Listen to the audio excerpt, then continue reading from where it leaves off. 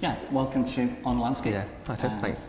We're here in the Royal Armouries at Fort Nelson in Portsmouth, and we have the backdrop of your exhibition. So we start, if you can tell us a little bit about the project and where it started. Yeah, well, the project's called The Last Stand, as you probably know already. It's a project started about 3 years or so ago, the kind of research stage and then the photography stage after that. But the initial idea actually came out of a work I did about 8 or 9 years ago, which was called Abandoned, which looked at places that had some social or political or historical significance and memory and stuff like that.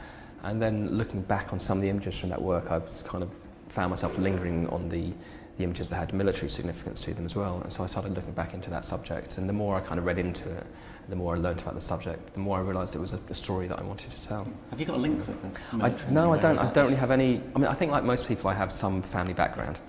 I think we've all got family background, however many generations you go back that have a military past. But I don't have any big historical background. I don't have a military background in that way, and I've never been particularly interested in military things as such.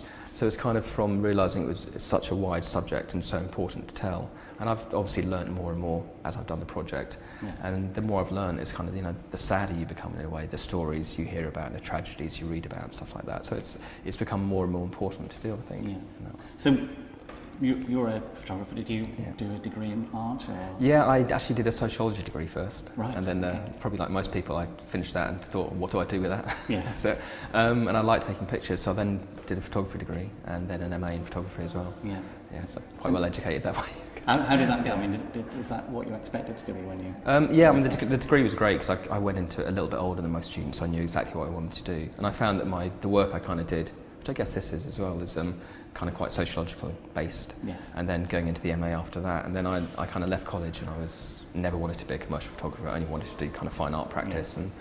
And I tried doing that by itself and did lots of teaching as well at the time. And then I started shooting commercially about 5 or 6 years ago as well. So when did you graduate from your... Rude question. Yeah, no, that's right. I should have planned for that one and tried to remember. Yeah. I graduated in... Graduated as LCP, which is LCC now. I think my first degree I graduated in 95, 96. And then my MA was 98 to 2000. So you were just starting the Abandoned project just after you finished your MA, is that right? That was just I did one small piece of work after the MA and then the Abandoned project after that. Yeah. And in terms of planning the projects, and obviously you had a couple of photographs of places. Yeah. Originally, which were the original photographs? I remember they're not in here. They're not in here. No. That was more kind of inspiration of for the project to get me going. Yeah, so this is all kind of new work. It is basically research, really, lots and lots of research. It was the kind of general sort of internet sort of text and image-based research, through Google to start with, and then finding lots of locations and then starting to look into details of those locations to see which ones would be of interest to the whole project in terms of the stories, the histories and memories behind them, but also as a photographer in terms of the imagery, what I think would make interesting imagery for people to look at. So how do you, in terms of the story behind it, what was the story? I mean, how did you envisage the story developing? Yeah. Did the idea of the project come whole to begin with? Or? Yeah, it was whole. It was always about, it started off as kind of 20th century coastal defences, military defences. It was always going to be coastal. It was a way of kind of compacting the project in a way. There's so many defences left all over the country and in Europe that I think unless I put some kind of barrier or board around it, it was going to be impossible to kind of choose what to shoot in a way, and it would be a bit of a rambling project. So it was that idea of coastal defences, and also what was interesting with that to me is how the landscape came into it. Yeah. Also coastal erosion over time in the intervening 70, 80 years, that had lots of effect in the landscape itself, but also on the subject matter as well. Yeah. So it was kind of choosing that content in that way. So the overall story was there, although it did end up going from 20th century defences to Second World War defences, mainly because it ended up that all the ones I was shooting ended up being Second World War, apart from a couple of First World War. So it just seemed the correct thing to do. Yeah. Were there many First World War defences? There were some, but not as many. So it seemed like this was a better way to kind of produce a project that was that bit more coherent, really. Now, I imagine some of them were fairly obvious, but did you find any that were quite obscure? Yeah, it was. I've tried to. There's obviously a lot more defences than I'm shooting. Yes. I'm not cataloguing them as such. It's more of a visual document, I think. There's some I found that I didn't want to go to because they were too well known. Yeah. In a way, there's like the old sound mirrors down near Dungeness. it's just, you know, people go then, they'll know all about them already. And to me, it's quite interesting to find, you know, subject matters and objects that people know less about and maybe a bit subtler, a bit less well known, and so people need to learn about them and learn about the histories that are there. You know, and then again, some of the locations I go to, they're quite well known histories as well, because you just can't ignore them really. Yes. Yeah. I mean, in terms of approaching the subject, once you've done your research, you've said, right, these are the places I want to go. How do you work out what the photograph is going to be? Are you reacting to the location mostly? I did a kind of a minimal amount of research on each location to start with, because I knew that to do, you know, full in-depth research for each one would take a huge amount of time. Yeah. So it was more the case that I'd wait to do the full research until I had edited images for, you know, exhibitions such as this. So based on my small research, I'd then go to these locations. I ended up so far, there's 43 images in the project so far. If I remember correctly, I've visited about 120 and shot at about 80 or so. Yeah. So, you know, there's some I'd go to and I'd get there and the imagery wasn't going to work. Yeah. Or there's some I'd get to and the imagery I thought was going to work wouldn't, but I'd found other things there as well which worked better. And some I'd go to, I'd have visuals in mind, and others was more reaction. It wasn't so much a reaction to the story behind it, because the story is quite fixed. Yeah. I think what's visually interesting to me is the way things have changed over time. So it's more reaction to the object in the landscape, and how, because it's very important to me not to simply document the objects in themselves with nothing around them. Yeah. You know, because then it becomes just a record of these things. It was important for me to document them within the landscape. It's almost like sociological. Well, exactly, and it's because, you know, it's about the histories and memories and the people that were in these locations. So showing the landscape is really important, and that would allow you to show how the landscape changes over time and how these objects sit within the landscape as well, which is, you know, how they're seen now. They're not seen as military objects now necessarily. They're seen as objects in the landscape. So it's very important to me to visualise them in that way. So you took me through a day, because I imagine you've been very busy. Would it be one location in a day? Or No, it would depend. I mean, the first shot I did was I think it was November 2010. Which was in Norfolk, which isn't here. Right. Yeah. It would depend on the location. At first, you know, because of the funding, it was kind of using bits of money as I had it here and there. I'd find that I'd shoot locations that were within a kind of day's drive. So I'd go for, you know, leave incredibly early and shoot in a day day, or I'd stay overnight. So I'd do kind of 1 or 2 days maximum. And then the longer trips, which would involve kind of the European trips and up to the northwest and up in Scotland, that was a case of getting more funding for that. So the funding, you originally started with your own funding, or did you get it? I started with my own funding to start with, and then I ran a crowdfunding campaign for the first. So that was the first set of funding, was it? Was that Kickstarter? It was Indiegogo. I used that simply because I looked at the crowdfunding platforms that are available. Kickstarter would have been better at the time. It was US only, wasn't it? It was US only. I think it's changed now. You could do it from the UK. Yeah.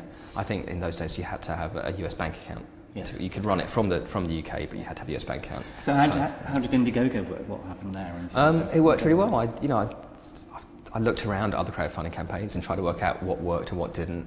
I actually found another photographer who was running a small campaign themselves on a different platform, and I wanted to see what the process was of if you funded something, what would happen. Yeah. So I funded it, and I was very disappointed with what I got back. Not as in physically what I got back, but I got nothing. I didn't get an email back. Okay. I didn't get a thank you, kind of nothing at all, and I was quite surprised. Oh, you were paying for somebody else? Yes, because I would have really assumed, you know, and this is how I knew I'd want to run my one. I would have assumed that if you contribute to someone, you'd have an email within a day at least, you know, or something saying, sorry, I can't get back to you, I'll get back to you tomorrow, saying thanks very much, this is great, this is what's going to happen with the project. And I didn't get that, and I found that quite strange. So I learned quite a lot just on that small thing, that how important it was that when I did run my campaign, it was important to constantly engage with my audience. Because, you know, after all, in a way, these people were becoming my clients because they were paying towards the project's completion. You know, they were getting rewards for it, which is part of crowdfunding. But I think the main reason people contribute to crowdfunding is that they want to see a project completed. Yeah. So I felt they were my clients, so I would constantly engage with them and update them as much as I could. You know, in terms of simply as soon as I knew they'd contributed money, wherever I was, whether it's on my computer or from my phone, I'd make sure I'd write them an email. Yeah. Just saying, thanks so much for your contribution, gratefully received, really helpful. I'll get back to you later with more details about the project. And that was important. And presumably they're your future patrons, really. That's exactly it. You know, when I went into the crowdfunding, I thought, what you'll get out of this is the money that comes in and allows you to fund your project, and that's it. But it's not. It's not a byproduct, I think, because that's the initial thing and that's what you're looking for immediately. But the byproduct is much larger, that you have this audience for your work. They really appreciate what you're doing, and they're your audience for your next project and your next project, your next project. Yeah. And the audience builds and builds and builds. And people that contributed to that first campaign maybe with $15 or $20. They've since bought prints. Yeah. You know, Okay. so it Because works they're really well. engaged with Yeah, they're engaged with the project, project. Yeah. Yeah. You've recently had a couple of nightmares in France, I believe, with emplacements going missing. Yeah, it's an odd one. It was the night I found out after the opening here at the Armory show that some of the exhibitions, which are actually one of the pictures there in the far corner, which is at Wissant in northern coast of France, but actually from the research I found out it's the shortest crossing between England and France. Okay. And apparently it's where Julius Caesar embarked on his invasion of Britain many, many years ago. Good history. You do, yeah. You get someone else found that out for me, obviously. And I found that they've been removed by the French authorities on kind of health and safety grounds. Oh, right. In that way, and it's dangerous sitting. Well, yeah, I think some kids have been injured because you get lots of kind of rock pools formed underneath them and water formed underneath them. I mean, I can see that to a point, but it's for me, it's kind of erasing history to a point, and I can understand why there's some people that maybe don't want physical reminders of their past because it's a past they don't want to be reminded of for whatever reason. My point of view as an individual, not as a photographer, but as an individual, is that you have to remember your past. You can't erase your past, however difficult it is for you, because that's the only way that you can remember it and then learn from these mistakes and protect the future in that way. As a photographer, my job isn't to be that subjective, I don't think. Obviously you can't help but be subjective with where you point your camera and etc. Yes. My job is to put the imagery out there and then let people come to these conclusions and decisions and conversations themselves. But it also kind of meant it brought things into sharp focus for me, and it meant that I feel I really want to complete the project now as well, because it's only, as far as kind of Northern Europe's concerned, it's only about halfway there at the moment. Right. So how many have you got to look at in your well, I still need to photograph the west coast of France down to the Spanish border, and then Denmark, Norway, and then the Orkney and Shetland Islands up in Scotland. Oh, that's so a fair trip, yes. Yeah, still fair distances to travel for that. And I mean, so far it's taken about 3.5 years. It's cost I think about £6,500 so far. Yeah. And about 60-70% of that's come from my own funding and the rest from crowdfunding. I've travelled about 11,000 miles so far. So still lots of miles to travel. Yeah. You've shot it all on with a large format camera. Yeah. Is that the reason for that? Is that part of the legacy from your work at Art College, or it's practical? Really, it's for the kind of the photography I do and the imagery here. I need to have the camera movements. That's really important. Just to shift. I never use tilt. It's just like shift. If you're shooting from low down or high up, it's imperative, because there's kind of architecturally as well. Yeah, for that. And then the reason for using 5.4 as opposed to like a digital camera shift lenses is just the quality of the image. For that, because I know that I want to print large and I want to get the tones and subtlety in the image. And I shoot obviously with shift lenses for my commercial work. Yes. And I've looked at the difference in quality, and for me at the moment, the 5.4 just works better for that. And I suppose in the context of art as well, it's still very popular for the large prints and for the I think it is, and I guess it suits the subject matter as well. It's obviously a very considered subject matter. It's not something you can rush into. Apart from the hours of research, once you get to the location, whether it's a 2-hour or a 24-hour drive and a couple of nights in a motel, etc., the subjects have to be treated with real sensitivity. So to me, the idea of I'm working there and it's one frame at a time, and I'm behind the ground glass screen and I've got the hood over my head, it suits the subject matter. Yeah. It's a kind of a cost thing as well, I guess. Given 15-20 grand, I could have a digital back on a 5.4 camera and I'd happily shoot that way. Yeah. But it's just not cost effective at the moment. Yeah. So, what have your worst and best experiences been in this project so far in terms of running it as an artist? Yeah, for that it's difficult, and people have asked me kind of which is my favourite image, for instance, and I've never been able to answer that question because I find it almost wrong that I'd have a favourite image in a large body of work, especially about the subject matter. I think the best experience for me comes when I engage with people. It's not I enjoy the process of photography as a photographer. I enjoy the shooting processes. It's great at that point. I feel very lucky. I think it's when I have conversations about it, when I speak to war veterans about it, who were there at these locations, or I speak to serving officers now in Afghanistan about it, who talk to me about it, and I feel very humble when they kind of congratulate me on what I'm doing. But and then some people who just want their grandkids to come along and look at the work so they can tell them stories of what they did in front of pictures. And I think for me that's the best part of the work, really. The worst part of it, I mean, it's quite difficult, because there's long travelling and lots of early mornings, but that's part of the job, really. I think the worst part is if I couldn't carry on, I couldn't finish the work, because it's a story that's been told before, obviously, but I like to believe I'm telling it in a way that will allow people to interact with it slightly differently. I suppose knowing some of these things are being destroyed does add a slight amount of stress on top of it to try and... Yeah, it's funny, you know, because it's like when I left the private view here and I heard about these Wissant defences being destroyed, and I was driving back to Bath and I had this sudden panic that I had to go and shoot them tomorrow, or the next day or the next day. And I'm sure I've got some months. So in some cases, there's years left to shoot this project. I've always wanted to complete it, and I always thought I'd have years to complete it.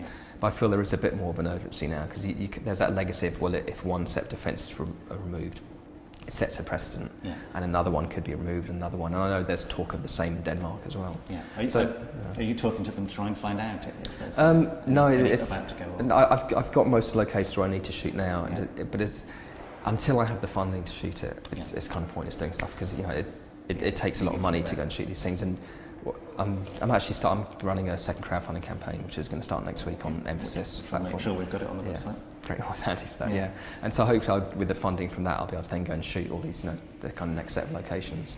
And it's you know, I may shoot them all within the next kind of 6 months, but they'll still stand for years and years, and I hope they do. But they may not. So it's important for me as a visual storyteller to record these things now. In terms of finishing a project, I mean, I've spoken to quite a few people who had difficulty finishing a project, or knowing when it's finished. What is complete? What does it mean to be? Well, it's because I'm not trying to record everything that's out there. You know, I have these set of locations I photographed, and the project kind of it lends itself to be split into sections quite nicely. For instance, if I can shoot these, you know, the western coast of France and Denmark, Norway, etc., I'll then have, as far as I'm concerned, I'll have completed Northern Europe, the last stand. And there's hundreds more locations I could shoot, and there's all the inland locations I could shoot. But for myself and for what I think the project needs, it will be complete. Because, you know, like I said, I'm not shooting everything. This is giving you like a glimpse into it. Because each one of these locations can be a symbol for countless other locations and thinking stories. And that could be the end of the project. But then there's talk of shooting in other locations around the world as well. And so I could see the last stand could be here. The last stand could be in the Middle East. It could be in like the Pacific, in America, stuff like that. Yeah, exactly. So you know, I don't want to become kind of typecast. I don't want this to be like the thing I do for the rest of my life. But I think because of the reaction I've got, you know, from kind of the European audience to this work, if I get the opportunity to shoot, you know, along a similar subjects in a similar way in other parts of the world where I can get the same reaction and give the same back, then I think it's important that I do that. Yeah. Coming back to the crowdfunding, you mentioned Emphasis as the next platform. What's the difference in Emphasis from well, Emphasis is, compared to Kickstarter Indigo, Emphasis is purely for photography only, and then within that it's purely for journalism and storytelling. So the audience they have is they'd have a much smaller footfall and audience than Kickstarter or Indiegogo, etc. But the audience that go there are looking specifically for photography and for storytelling. So generally, from my research, what I found is that good photography projects on Emphasis will gather much more funding than good photography projects on other projects, on other platforms, purely because of the audience that goes there. Yeah. And you know, to them, it's all about the photography and it's all about visual journalism and storytelling, and it's a way to get these stories funded. So for me, it seems like the natural platform. Really. Did you think about this as journalism when you started? Well, I've always kind of, in terms of my project work, I've always thought of myself as a documentary landscape photographer. Yeah. So I've always shot in the landscape. Yeah. But I'm not a landscape photographer. I'd never shoot the landscape by itself. It's always man's interaction or the memory of man and history and stories and objects within the landscape. So I didn't see it as journalism when I started at all, because I've always thought of, especially war, anything related to war, I've thought much more of war photography and peopled images. And obviously there's no physical presence of people, actual people in my images, although they're obviously full of people and histories. So I still don't see it as journalism as such, but I see it closer to becoming almost more documentary landscape as I go on, and it's a different kind of documentary. It's documenting the past as opposed to something that's happening in the present. Yeah. Were you, when you did your art degree in MA, was that in documentary? Was that the landscape a priority then for you? I was, in those days, I think like most students, I was doing lots of self-centered work about family and memory, but all about my own family and my own memories, or made up families and stuff like that. And I kind of, it's funny because I did a talk at my old college last week, and I showed them some of my old work, and I flicked through it very quickly, put it that way. But it was important for me because they were students now to kind of show them where I'd come from and where I'd got to now. Yeah. And I think it's So the work I kind of did then, it had some similar ideas in it, but it was much more what I thought was personal at the time. And then, you know, as I kind of grown as a photographer, you kind of get rid of that personal ambition, I think. So how did that link with the abandonment of the original project, because of moving from that to landscape? How did I get to there? I'm trying to think what I did in between. Well, in between my degree and, it was after my MA, I had an exhibition at the Focal Point Gallery in Southend. Yeah. And they asked me, it was like a solo show, which is a great exhibition, they asked me to do another piece of work for it. And I did another piece of work that was slightly set in the landscape. It was a terrible piece of work. There was like 5 pictures, and I've never shown them anywhere else again, and I've destroyed the prints, and I've never spoken about it. I can't remember what the work was called, to be honest. But I think that started pushing me towards the landscape, basically trying to talking about personality memory within the landscape, as opposed to just about yourself. Yeah. And I think that's where the Abandoned project came through from that, really. You know, so it's kind of like a progression in that way. The last question about how do you promote yourself? I mean, it's one thing that photographers and artists are notoriously bad at, and you've gone through, you've done very well with the Kickstarter projects, and you mentioned the Terry O'Neill award. Self-promotion is a very difficult thing, because I don't think I'm fantastic at self-promotion. I think there's a lot of artists that are much better than me at that. I think I try and promote myself as my personality is, so I try not to over-dramatise myself, I try not to over-push myself or oversell myself. I just try and talk about the work. So instead of trying to promote me, I'm just trying to promote the work because I want people to see the work. Yeah. For that reason. But so do you talk to any PR companies? Yeah, no, I don't. I just do everything myself. Yeah. So it's a question of your mailing list. That's generally improving. You know, my mailing list was like 55, 60 people a couple of years ago. Now it's 400, 500 and stuff like that. Yeah. But it's all contacts that I've gathered myself. So I know they're all contacts that are interested in the work and stuff. It's using things like Twitter as well, which I think is great. I mean, Twitter's much more, it's like a network of photographers, I think. But, we all talk about each other's work and talk about our own work and stuff like that. And, you get a good audience that way as well. So it's trying to kind of find a sensitive approach to marketing yourself. How about the Terry O'Neill? Where did that come from? That was great. I entered it the night before it closed. Yeah. I don't enter that many photography competitions. I'm not sure my work's kind of right for a lot of them. But the Terry O'Neill one I liked because it was about a series of work. It wasn't about an individual image, and as I always work in series of work. And then I was umming and ahhing about it. I spent lots of money on nappies and things like that, so money was short. And I thought, I've got to do it. And then I entered it, and I got one. Well, ended up getting the 3rd prize, which was great. Yeah. And I think it's like most things in the art world. You have one success, and it leads to something else, which leads to something else and something else. So that's obviously really, really helpful. So has that helped? Yeah. Can you see any effects from having that? It was. The effect, I didn't get any kind of direct exhibitions from that, but there was lots of articles from that. So after that I had like a piece in BBC Online, and then there was a Radio 2 interview with Jeremy Vine, which when I finished talking I realised I was talking to 6 million people. Luckily I didn't think about that at the time. Yeah. And then there was some stuff in the Channel Islands, the Channel Islands BBC News did a piece about me whilst I was shooting down there. So kind of each thing goes into another, and I think things like the exhibition at a museum like the Armouries, it's always different to an exhibition in like a traditional photography gallery. That it's a very slow burner, and things will happen slowly from it. But I think what works really well in a space like this is people that wouldn't normally get to see photography exhibitions get to see them. So it's important to me that the exhibitions I'm having are in that kind of combination of museum, public spaces like this, and then more traditional galleries as well. And whereabouts are the exhibitions? I mean, you've got a few coming up.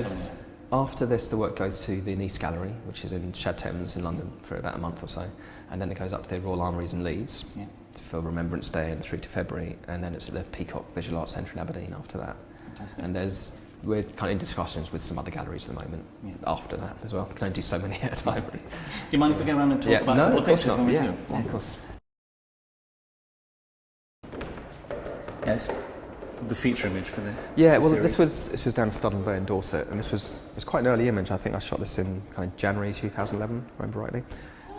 It's been about 3 or 4 trips down there, because obviously this image is a combination of the light, the weather, and the tide as well. Yes. Getting your feet wet, but still being able to get off the beach in time because the tide was rising, obviously, for this one.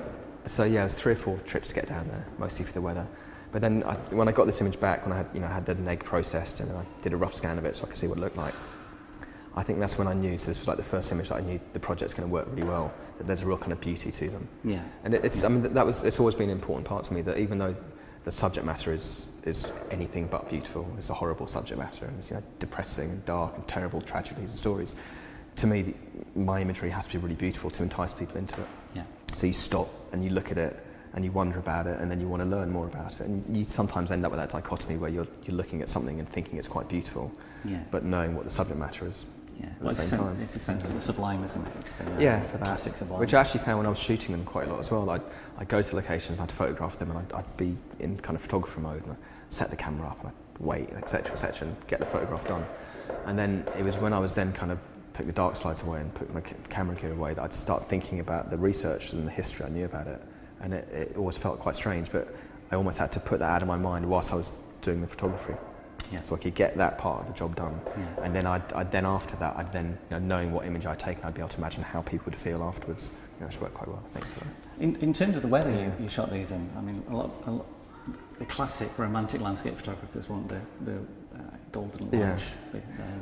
Obviously not me. No, you're not. But you've got the inverse problem of not wanting the blue skies. Well, you would have thought, especially most of these and kind of a lot of these in Britain, that you'd have no problems, and every day you can go and shoot every day. But it was actually harder to get this kind of light than it is your blue skies, because it meant always shooting very early in the morning in case there was too much light. It meant trying to get mist in some cases, or just low flat cloud.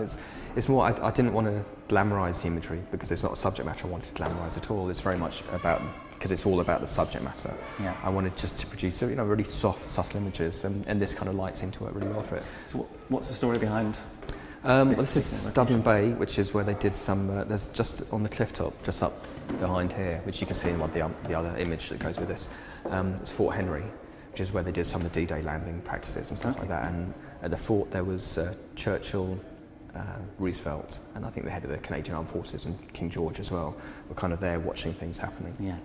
So there's kind of big things about that, but then there's also, they did some testing of things called Valentine tanks, which were going to be kind of not submersible tanks, but tanks that could basically come off the boats in the water and go onto the beach.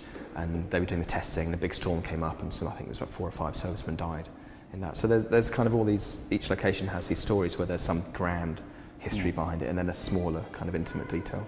And then it's funny, this one, because it's a beautiful place, and the beach is fantastic. Yeah. And quite a few people have recognised it and remember playing inside it as a kid, not knowing what it was. Yeah. So which is quite good. I quite like that.